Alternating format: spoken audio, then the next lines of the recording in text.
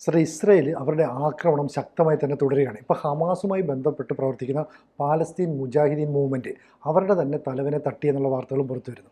എന്താണ് ഇതിന് കൂടുതൽ വരുന്നത്? ഡോക്ടർ ആസാദ് അബു ഷെറിയ പലസ്തീൻ മുജാഹിദീൻ മൂവ്മെൻറ്റിൻ്റെ സെക്രട്ടറി ജനറൽ എന്ന് മാത്രമല്ല അവരുടെ പട്ടാളം ഉണ്ടല്ലോ, ആ മൂവ്മെൻറ്റിൻ്റെ പട്ടാളത്തിൻ്റെ മുജാഹിദ്ദീൻ ബ്രിഗേഡ്സ് എന്നാണ് അതിൻ്റെ പേര്, അതിൻ്റെ കമാൻഡറുമാണ്. അപ്പോൾ അവരുടെ രാഷ്ട്രീയ സംഘടനയുടെയും പട്ടാളത്തിൻ്റെയും മേധാവി ആണ് ഡോക്ടർ ആസാദ് അബു ഷെറിയ എന്ന് പറഞ്ഞാൽ ഇവരുടെ ഒരു തറവാട്ട് സ്വത്താണ് ഈ പാലസ്തീൻ മുജാഹിദ്ദീൻ മൂവ്മെൻ്റ് എന്ന് പറയുന്നത്. ഇദ്ദേഹത്തിൻ്റെ ജ്യേഷ്ഠൻ സ്ഥാപിച്ച സംഘടനയാണ്.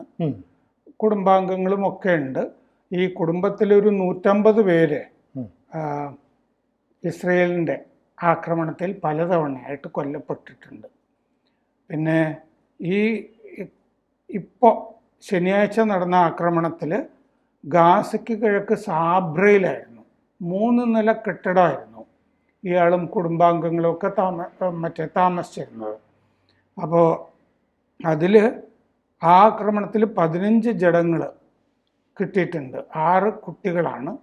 50 പേർക്ക് പരിക്ക് പറ്റിയിട്ടുണ്ട്. 3 നില വീട് തകർന്നിട്ടുണ്ട്. ഇയാളുടെ ഭാര്യയും കുട്ടിയും നേരത്തെ തന്നെ ആക്രമണത്തിൽ കൊല്ലപ്പെട്ടിട്ടുണ്ട്. ഇപ്പോഴത്തേലല്ല, മുമ്പ് തന്നെ.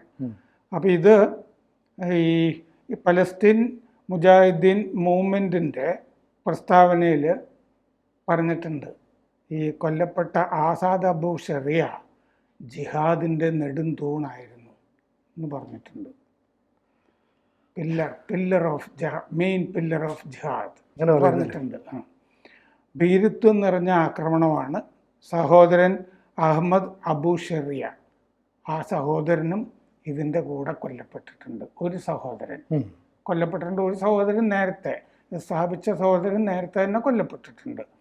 സഹോദരൻ അഹമ്മദ് അബു ഷെറിയയും ഈ ആക്രമണത്തിൽ കൊല്ലപ്പെട്ടിട്ടുണ്ട്.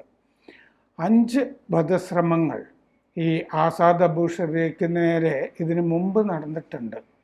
അപ്പോൾ ആ വധശ്രമങ്ങളുടെയൊക്കെ ഭാഗമായിട്ടാണ് പലപ്പോഴും 150 കുടുംബാംഗങ്ങൾ, ഭാര്യ, കുട്ടികളൊക്കെ കൊല്ലപ്പെട്ടിരിക്കുന്നത്.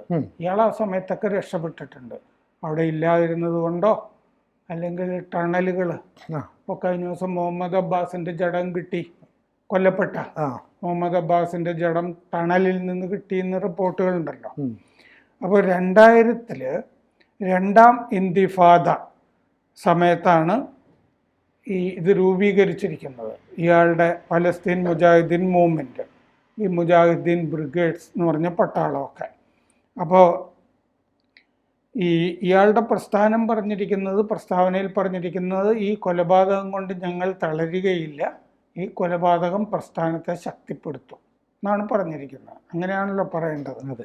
പിന്നെ പോപ്പുലർ റെസിസ്റ്റൻസ് കമ്മിറ്റി, അവിടുത്തെ ആ പോപ്പുലർ റെസിസ്റ്റൻസ് കമ്മിറ്റിയുടെ നാസർ ബ്രിഗേഡ്സ്, ഇതൊക്കെ ഈ ഹമാസിൻ്റെ സഖ്യ സംഘടനകളായിട്ട് നടന്നുകൊണ്ടിരിക്കുന്നതാണ്. പോപ്പുലർ റെസിസ്റ്റൻസ് കമ്മിറ്റി, അതിൻ്റെ നാസർ ബ്രിഗേഡ്സ്, അവരും ഇതിനെ അപലപിച്ചിട്ടുണ്ട്.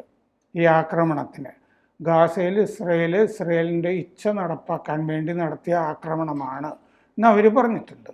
പിന്നെ ഇതിൻ്റെ കൂടെയൊക്കെ നടക്കുന്ന അഹ്റാർ പ്രസ്ഥാനം, അഹ്റാർ മൂവ്മെൻറ്റ്, അതിൻ്റെ പട്ടാളം അൻസാർ ബ്രിഗേഡ്സ്, അവർ പറഞ്ഞിരിക്കുന്നത് എന്താണെന്ന് വെച്ചാൽ സ്വർഗത്തിലേക്ക് ഓരോ സുഹദാവ്, രക്തസാക്ഷി പോകുമ്പോഴും ശത്രുവിൻ്റെ തലയിൽ 1000 പുതിയ പോരാളികൾ പതിക്കും എന്ന് പറഞ്ഞിട്ടുണ്ട്. വലിയ മുന്നറിയിപ്പല്ലേ? അതെ. ഓരോ ആൾ സ്വർഗത്തിലേക്ക്, ഓരോ രക്തസാക്ഷി പോകുമ്പോഴും ശത്രുവിൻ്റെ തലയിൽ 1000 പുതിയ പോരാളികൾ പതിക്കും എന്നാണ് ഭീഷണിയും മുന്നറിയിപ്പുമാണ് ഇസ്രയേലിന്. പിന്നെ അവിടെ പോപ്പുലർ ഫ്രണ്ട് ഉണ്ട് ഒരെണ്ണം, Popular Front for the Liberation of Palestine എന്ന് പറഞ്ഞിട്ടൊരു പോപ്പുലർ ഫ്രണ്ട് അവിടെ ഉണ്ട്. അവരും ഇതിനെ അപലപിച്ചിട്ടുണ്ട്. അപ്പോൾ ഹമാസിൻ്റെ സഖ്യകക്ഷിയായിരുന്നു പലസ്തീൻ മുജാഹിദ്ദീൻ മൂവ്മെൻ്റ് എന്ന് പറഞ്ഞല്ലോ. ഇയാൾക്ക് 5 സഹോദരന്മാർ.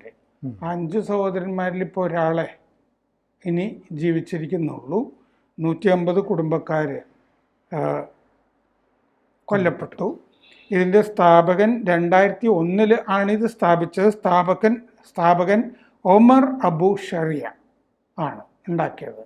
ഇയാളുടെ തന്നെ ജ്യേഷ്ഠനാണ്, ഈ ഡോക്ടറുടെ ജ്യേഷ്ഠൻ.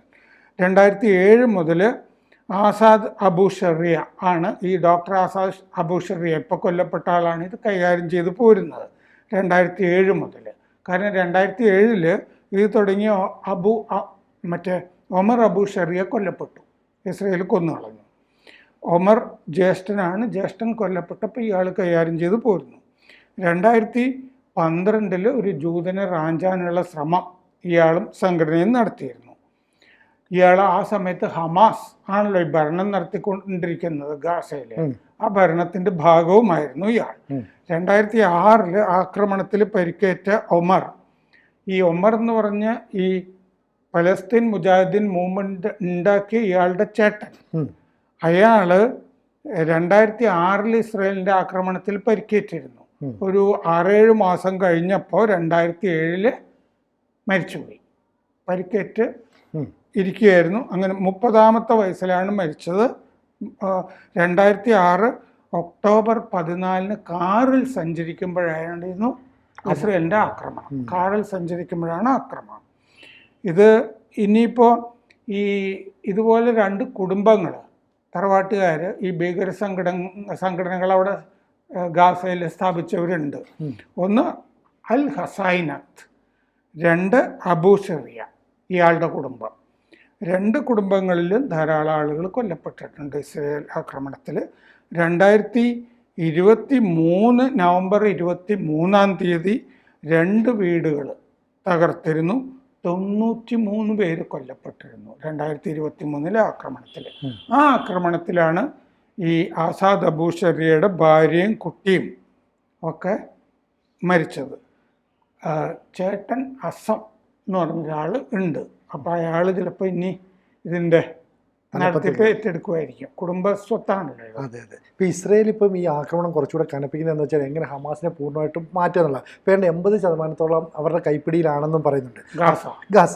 അപ്പോൾ അങ്ങനെയാണെങ്കിൽ ഈ ഇത്തരത്തിലുള്ള ഈ മൂവ്മെൻറ്റ്, ഇപ്പോൾ ഈ മുജാഹിദീൻ മൂവ്മെൻറ്റ് ഇതുപോലെയുള്ള സംഘടനകളെ എല്ലാം തന്നെ ഇനി തുടച്ച് നീക്കുക, ആ ഒരു ലക്ഷ്യത്തിലേക്ക് നീങ്ങുന്നുണ്ടോ? അങ്ങനെ പറയാൻ പറ്റും? അതെ, അതായത് ഇനി ഗാസ മുഴുവൻ ഞങ്ങളുടെ കയ്യിൽ ആക്കാതെ ഈ സുല്ല് പറയുന്ന പ്രശ്നമില്ല എന്ന് പറഞ്ഞിട്ടുണ്ടല്ലോ.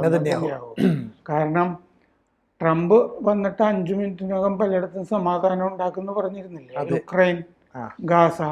പിന്നെ ട്രംപ് അവകാശപ്പെട്ടില്ലേ, നമ്മളും മറ്റേ പാകിസ്ഥാനും തമ്മിലുള്ള സംഘർഷം തീർത്തത് ഞാനാണ്. എന്നിട്ട് ലോസ് ആഞ്ചലസിലോ അവിടെ പ്രാദേശികമായിട്ട് ഭയങ്കര പ്രക്ഷോഭങ്ങൾ പൊട്ടിപ്പുറപ്പെടുന്നത് അത് 5 മിനിറ്റ് കൊണ്ട് തീർക്കാനായിട്ട് പറ്റിയിട്ടില്ല. അപ്പോൾ ഓരോ രാജ്യത്തിനും അവരുടേതായ ആഭ്യന്തര സാഹചര്യങ്ങളും സമ്മർദ്ദങ്ങളും ഉണ്ട്. ട്രംപിന്റെ മരുമകൻ ജാറേദ് കുഷ്ണറും കൂടി വിചാരിച്ചത് അവിടെ റിവേറ ഉണ്ടാക്കാന്നാണ് അല്ലേ, ഗാസയിലെ എല്ലാവരെയും ഒഴിപ്പിക്കാം. ട്രംപ് വിചാരിച്ചിരുന്നു ഈ സൊമാലിയ പോലെയുള്ള രാജ്യങ്ങളല്ലേ, മലേഷ്യയോ ഇന്തോനേഷ്യയോ ജോർദാനോ ഒക്കെ സമ്മർദ്ദം ചെലുത്തിയിരുന്നല്ലോ. അതായത് ഗാസയിൽ നിന്ന് പലായനം ഗാസ ഒഴിപ്പിക്കാം. ട്രംപിനും മരുമകനും അവിടെ റിവേറ ഉണ്ടാക്കണമല്ലോ, സുഖവാസ കേന്ദ്രം. അങ്ങനെ ഒഴിപ്പിക്കുമ്പോൾ ഇവരെയൊക്കെ നിങ്ങൾ ഏറ്റെടുക്കണം എന്ന് പല രാജ്യങ്ങളോടും ആവശ്യപ്പെട്ടില്ലേ. ജോർദാൻ, മലേഷ്യ, സൊമാലിയ കാശ് അങ്ങോട്ട് കൊടുത്തിട്ട് ഏറ്റെടുക്കുക. ഇതൊന്നും നടന്നില്ലല്ലോ. അപ്പോൾ അങ്ങനെ നടക്കാതിരിക്കുന്ന ഈ സാഹചര്യത്തിൽ ഓരോരുത്തർ, അതായത് അവരുടെ ആഭ്യന്തര കാര്യങ്ങൾ എങ്ങനെയാണെന്ന് വെച്ചാൽ നടത്തുന്നു. അപ്പോൾ 2048 100 വർഷമൊക്കെ ആവുമ്പോൾ അവർക്കൊരു വിശാല ഇസ്രായേൽ പദ്ധതി ഉണ്ട്. ആ വിശാല ഇസ്രായേൽ പദ്ധതിക്ക് നിരക്കുന്ന കാര്യങ്ങളാണ് അവർ ചെയ്യുന്നത്. ഗാസ പിടിക്കുക എന്നുള്ളത് അതിൽ പെടും. ലബനനും ഒക്കെ അല്ലേ, യേശു ഒക്കെ നടന്നിരുന്ന സ്ഥലമല്ലേ, യേശു ജൂതനായിരുന്നല്ലോ അല്ലേ.